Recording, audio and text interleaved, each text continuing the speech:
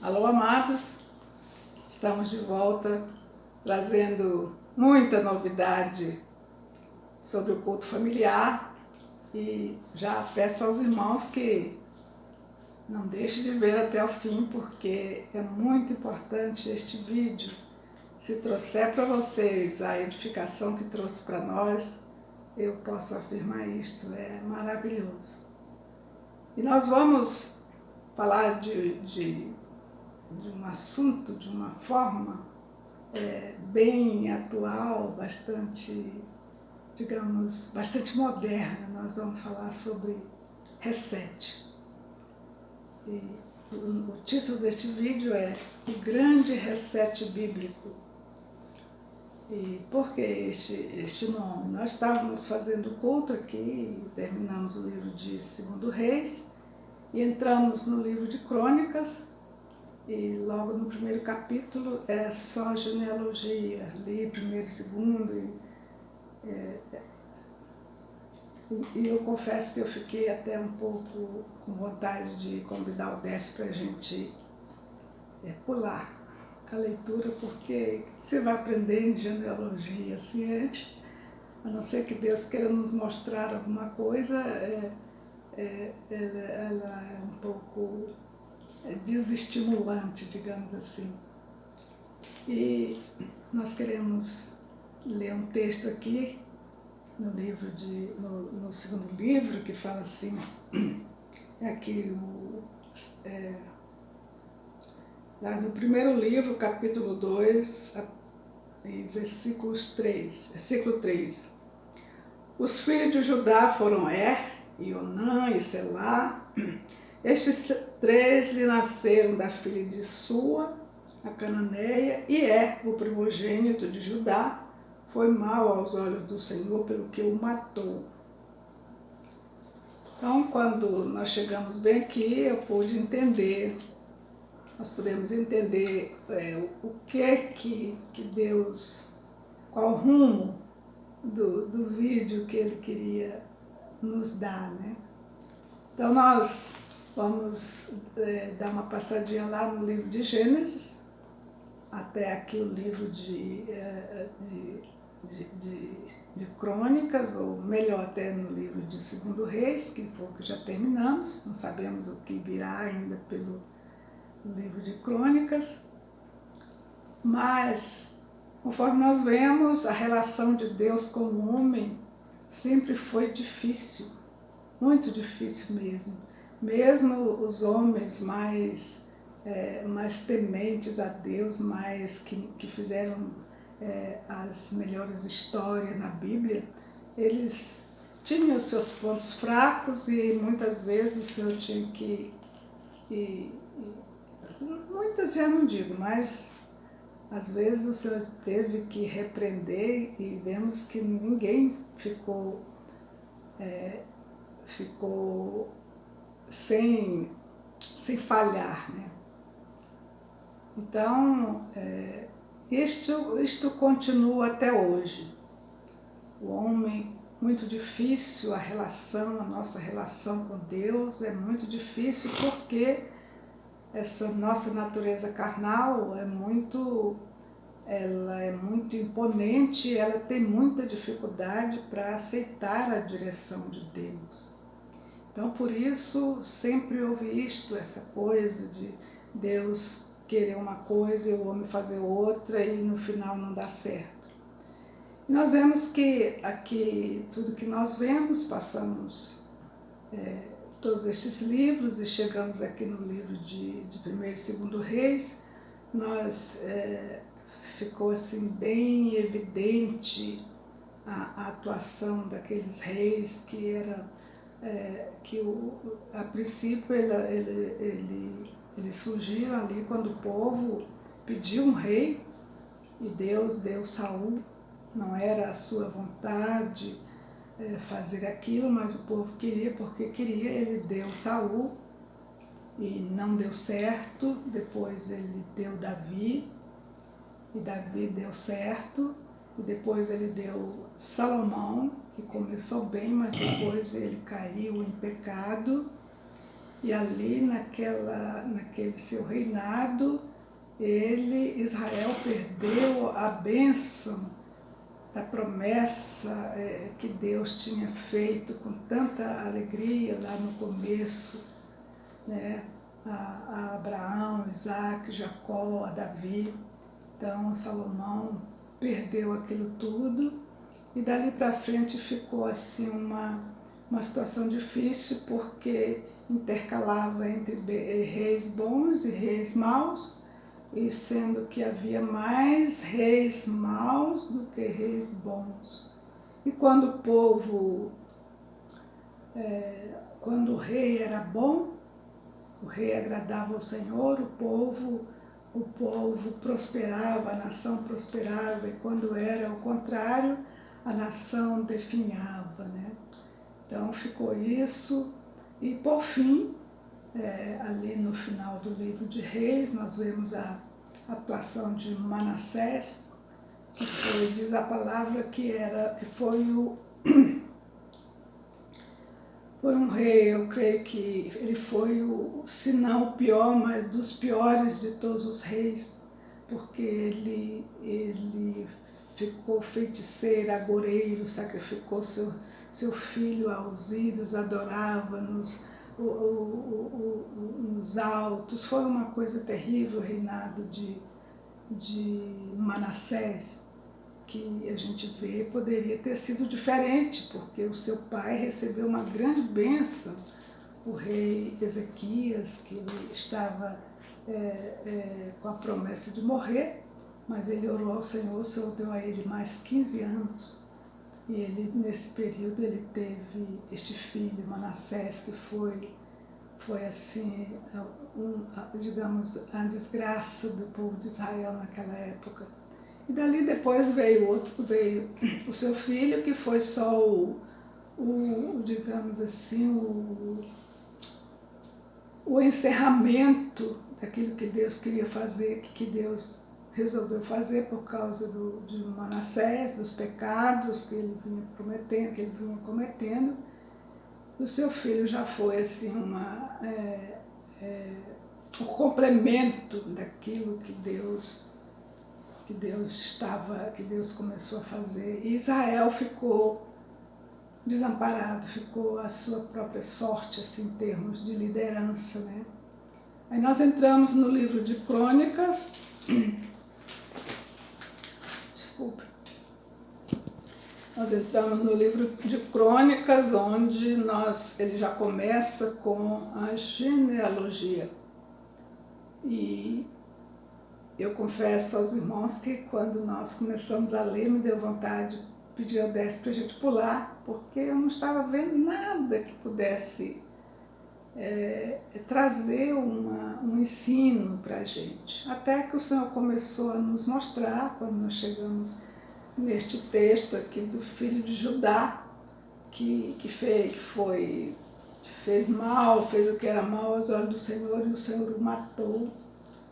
Então, ali o Senhor começou a nos mostrar que se tratava de um novo tempo, onde Deus ele reafirmou ali, através da genealogia, ele reafirmou o seu compromisso com o que ele já tinha com seus servos do passado, né? com Abraão, Moisés e todos aqueles que glorificaram o nome dele, e que ele prometeu fazer de Israel uma grande nação. E apesar de até ali ter havido tanto problema, ele não desistiu do povo de Israel. E ali no livro de Crônica nós vemos como ele afirmou isso, né? Ele suscitou ali, ele foram descritas ali a genealogia do povo, né? No caso ele fala de Adão até Noé, né? E nós vemos que depois, mais na frente, ele já fala mais ainda, reafirma mais ainda este seu desejo, este seu compromisso com o povo de Israel. Nós vemos que ele é citado novamente, os feitos dos reis, e nós vemos que no final das contas, nós vamos chegar lá no livro de Esdras, que já começa, já há um novo recomeço, né? Com esse povo que ficou, que foi o remanescente de Israel. E nós podemos ver que Deus, ele faz isso, ele dá um tempo, ele estabelece um tempo para cumprir os seus projetos. E conforme já falamos, essa relação de Deus com o homem nem sempre é do jeito que Deus quer, porque às vezes ele espera uma coisa de nós e nós não conseguimos dar isto. Mas mesmo assim ele é misericordioso e ele é perfeito. Em tudo isso nós vemos também o caráter de Deus, que é lá no Novo Testamento. A palavra diz que, acho que é no livro de Lucas, fala fala sobre João Batista, né? Que ele veio preparar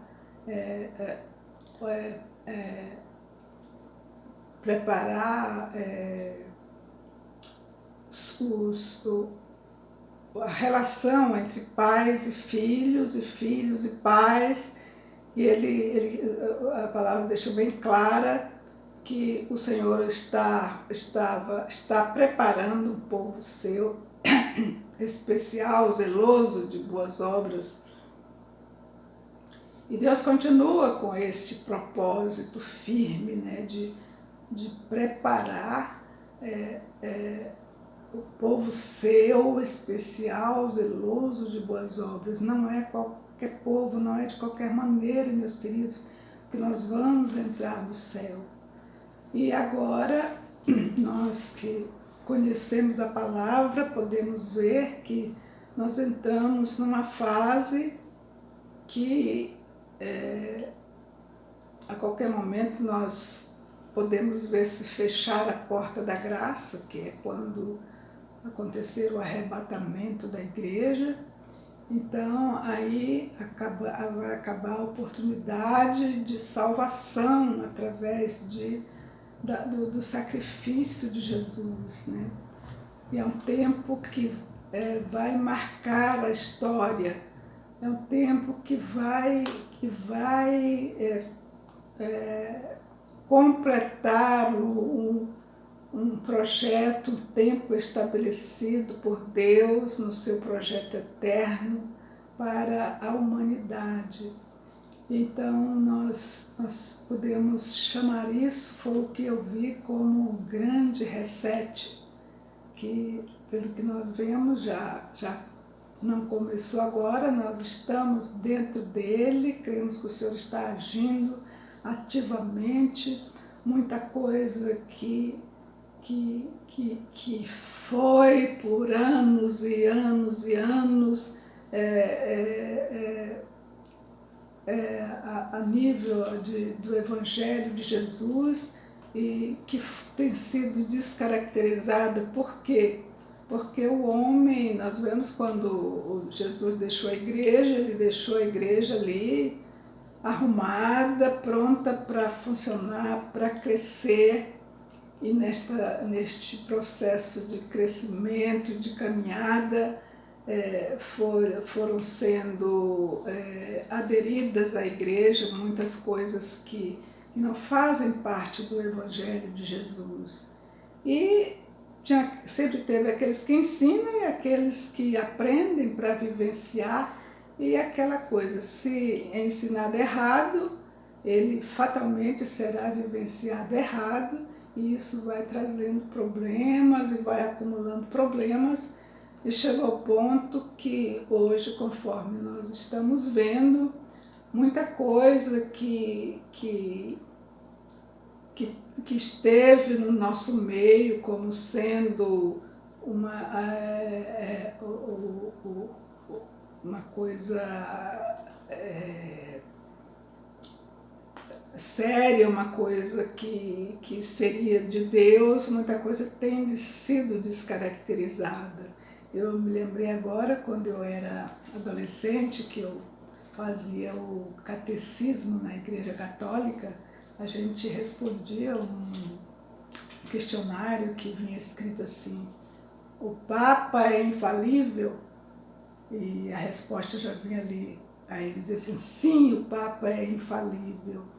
Então, isso é só um exemplo. No meio dos crentes também teve muita coisa que foi inserida porque os homens não discerniram e até porque em tempos atrás não se tinha as facilidades que tinha hoje, as pessoas não sabiam ler como se sabe hoje, não tinha internet, não tinha os recursos que nós temos hoje, então foi muito fácil inserir no meio da Igreja de Jesus ensinamentos que não batiam com a palavra.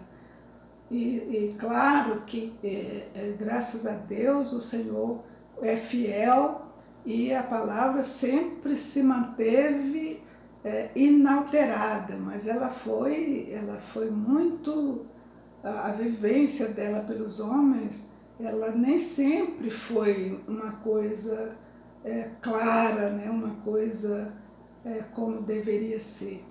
E agora o que nós vemos que Deus está jogando por terra muita coisa que foi, às vezes, ensinada errado, foi vivenciada errado, e nós podemos mencionar um pouco aqui a questão de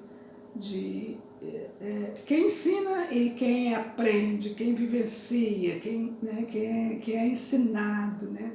Nós vemos que neste quesito as instituições religiosas, muitas delas falharam muito e, em consequência disso, houve um aprendizado precário e o povo hoje, nós vemos que muita gente que vinha assim, muito despreocupado a respeito da sua fé, da sua salvação, hoje tem sido alertado que não é bem assim. E o povo tem se despertado para buscar, e as instituições muitas vezes não têm respondido ao que as pessoas estão querendo. Então, isso tem o resultado, a gente vê uma fome, uma sede da palavra de Deus, porque pregação e movimentos se vê muito, porém o Evangelho vivo, a palavra viva do Senhor não está tão fácil de ser alcançada.